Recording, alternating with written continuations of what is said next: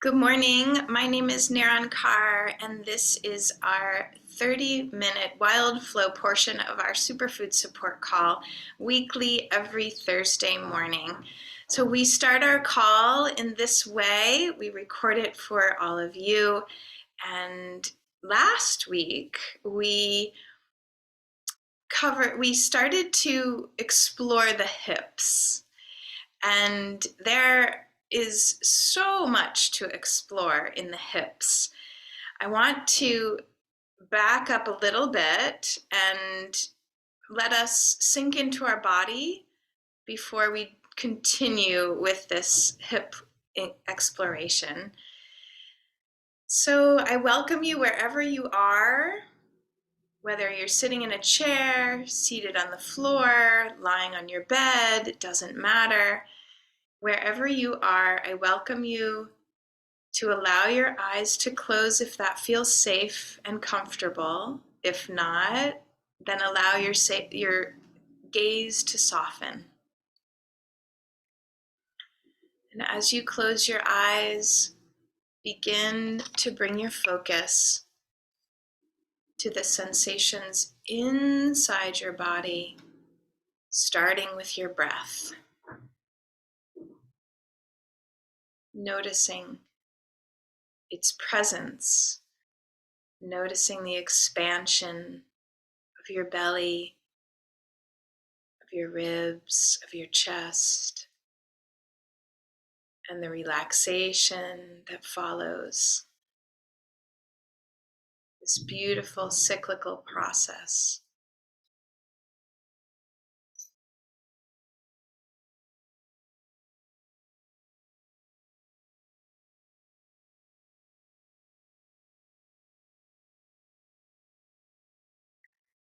And what's really present for me as we explore inside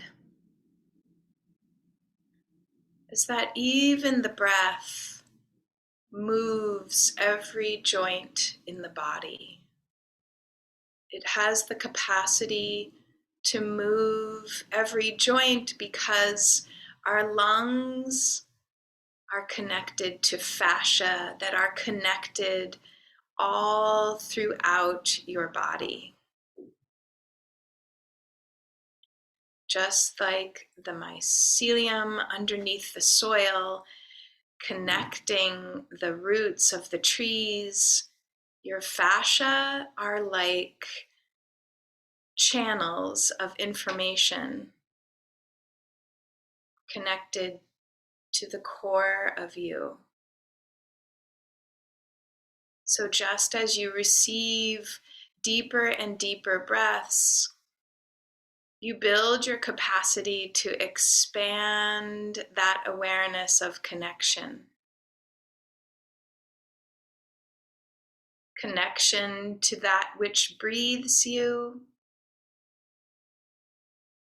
Connection to the breath as energetic movement throughout your body. Your breath connecting your shoulders and your neck. Your breath allowing space between your ribs and all the way down into your hips.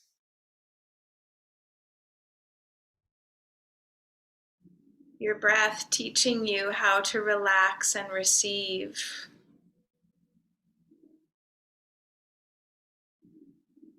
How to notice connections.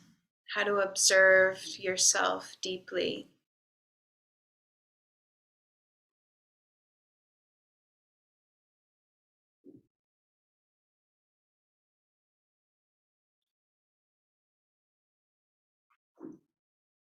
And as you begin to notice how your breath moves you, I welcome you to settle your sensation, your awareness, your focus into those hips.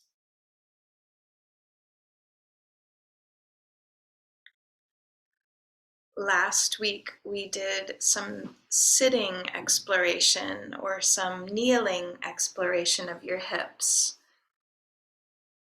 Today I would like to begin exploring hips as we stand and as we walk. So last week we started to really think about how it is that we began to crawl, shifting our weight from one side to the other. So even in your chair, you can begin to shift your weight from one sits bone to the other.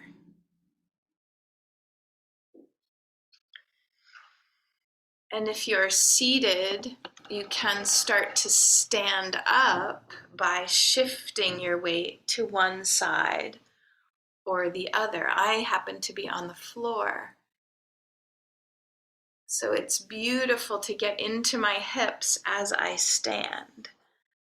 This becomes much harder as we grow older if we don't get on the floor. So it's worth finding a way to explore your hips onto the floor.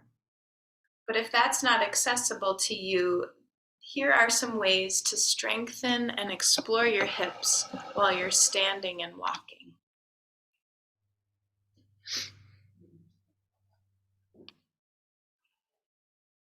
So once you find yourself standing, I welcome you to just notice when you can bring one foot underneath you and bring your weight to one side and then to the other side. This is essentially walking. However, we often bring our hips very forward as we walk in this fashion.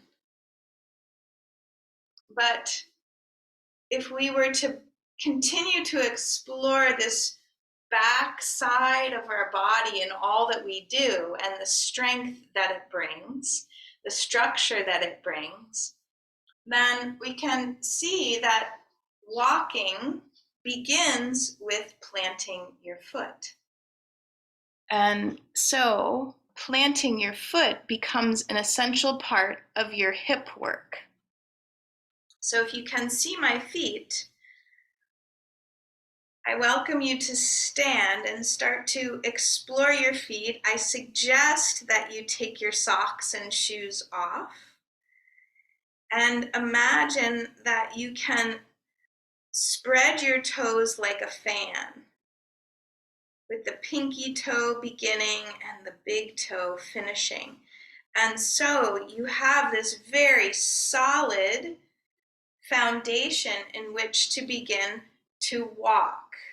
Now, we don't, of course, spend that much time, but when the foot is planted, then you can swivel through the hips and bring this hip back and activate those muscles that we worked last week in the hips. So as a WildFlow motion, I recommend that you just start to play with this swivel through the hip. So you can see my upper body and a bit more of me. So if you want to use something to support yourself, that's fine. So if you start on the right, begin to imagine that this back hip comes back and you activate that posterior buttocks muscle that we worked last week. So you're swiveling back, pulling that hip back. You can hold on to a wall, you can hold on to a chair, but just imagine you're pulling that hip back. And then you can play in WildFlow with the knee over the foot, more over the ankle, but the hip comes back. And feel the stretch that happens through the hip just by bringing that hip back and allowing your upper body to swivel. And then switch sides. So you may find that one side feels more natural than the other. So if you switch sides, start with your foot planted, a nice solid foundation. Your toes are spread. There's a little bit of an angle so that you're on the outside. So the ankle can tend to fall in this way. So what you want to start to imagine is that the ankle is lifted. The foot is well supported, and all of your energy is on the outside of your foot. That creates a good lifted foundation to be able to pull the hip back. Pull the hip back. And then feel the buttocks and the low back muscles as you pull that hip back. This leg can just be relaxed. Breathe and notice. Breathe and notice. And explore what it feels like to reach back and down. What does it feel like on your knee? Is your knee over your foot? Are your toes really supporting you spread? Is your ankle bone lifted? Or does it have a tendency to fall in? Can you lift it and pull the hip back as you lift the ankle bone? And notice play in WildFlow fashion with this experience on both sides. So you're setting your foot, lifting the ankle, pulling that hip back. Noticing what the upper body wants to do.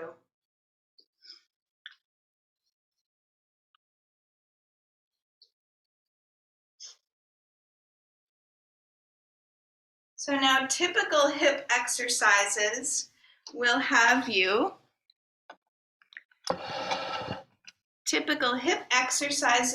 may have you, pulling your foot out to the side or to the front or to the back. But really the important piece is this leg that is well lifted and pulled back, because that activates the strength of all of these buttocks muscles. So for those of you who are just starting to explore your hips in this way, you can start to play with standing on that foot, just using a little bit of support on the back leg and looking straight ahead and just noticing. Reaching back. Just a little bit, doesn't have to be a lot. You'll know that you've activated those muscles because you can feel them across your hip, across your low back. And so you're swiveling into yourself.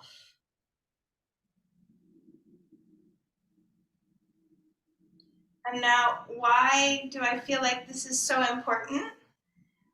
Because when we begin to strengthen these muscles that we were, in early childhood, we were strengthening them by crawling. And then when we started walking, we started depending a lot on the quadriceps, which then throws off the knee and also doesn't support the ankle.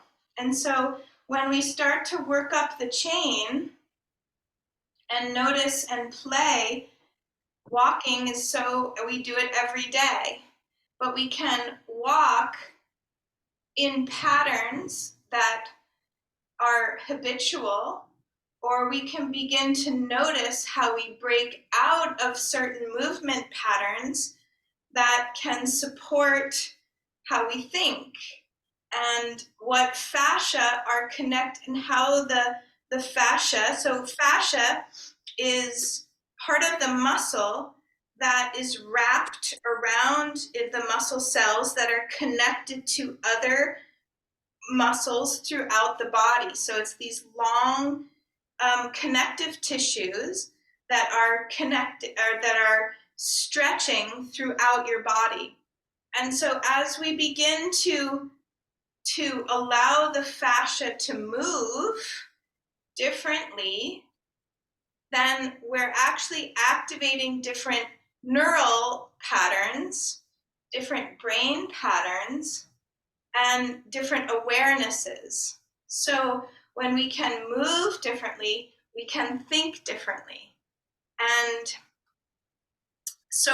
by focusing on the hips, because so much of our fascial connective tissue connects through the core, through the pelvic floor, and into the hips. And so what we're doing by just these simple movements is we're beginning to activate different fascia, different energy, all through the body, just by beginning with the hips.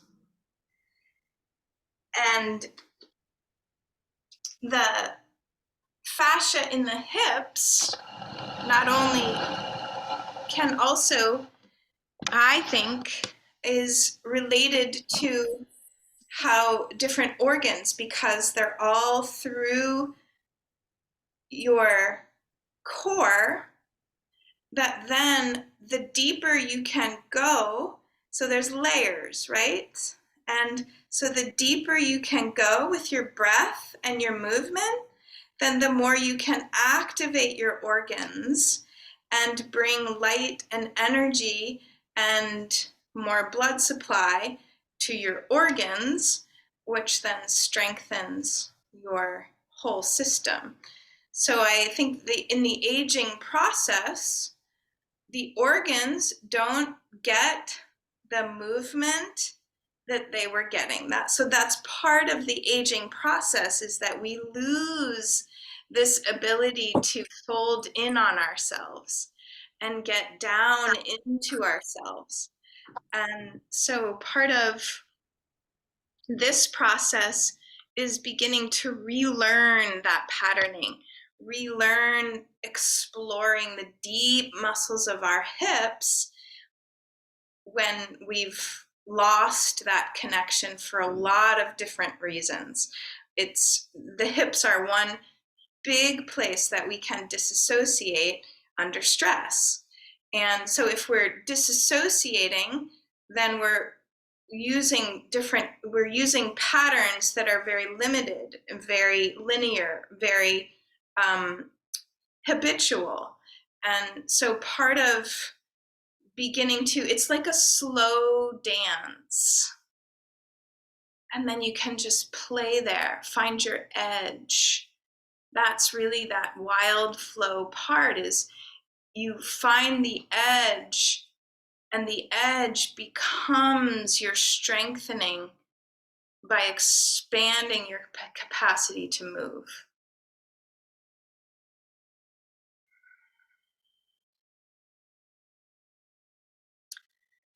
So if you're standing, I'll show you another beautiful way to do this. So if you come up against the wall, you can also begin to reach, or even away from the wall.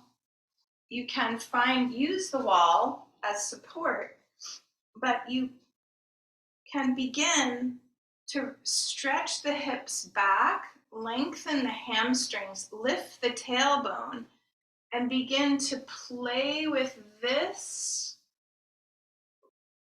as in support. So you're not coming down into a forward bend. You're supporting your feet first, lifting through the ankle bones, pulling the hips back. So how many of us have gone into a yoga forward bend 100 times?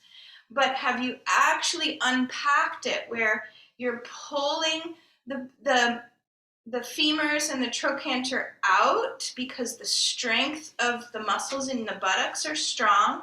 You're lifting through the tailbone, all with support. So you can play in this position when you support your upper body with the table or the countertop or the wall. And then you can lengthen through the hamstrings slowly and play in it. Bend one foot or knee, and foot. Bend the other and feel the swivel through your hips. Breathing deeply all the time, because when you're supported, you can then play. You can then explore slowly with your breath and with your awareness. And then eventually, you're getting to the point where you can come down a little further, you can explore, and then you can totally hang and decompress in a more lengthened place. Very comfortable, very relaxed.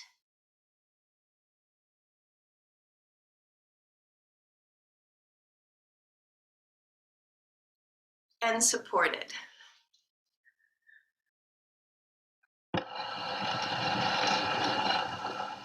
So there's a few ways to play into your hips that are not necessarily traditional.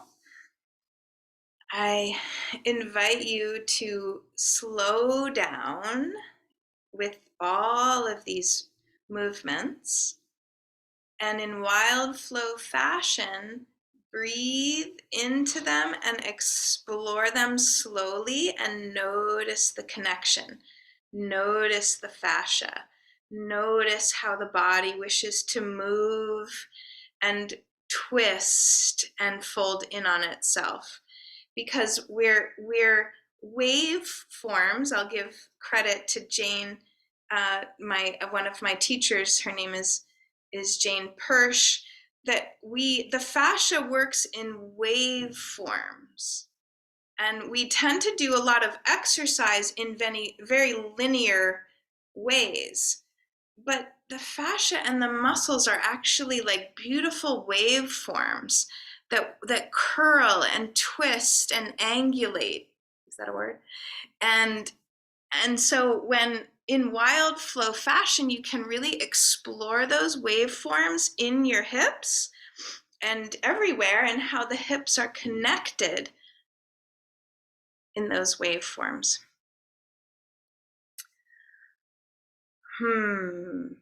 Please reach out with any questions. Please reach out if you'd like to explore this one-on-one. I'd be happy to work with you, and we can explore together. So I also welcome if you have a journal. Once you've completed some of this exploration, I personally find that a lot of emotion comes up when I activate these fascia and these deeper muscles that haven't been activated, that emotions and memories come up that I want to document, I want to explore more deeply. So slow down, I take the time to do that. It's really beautiful practice.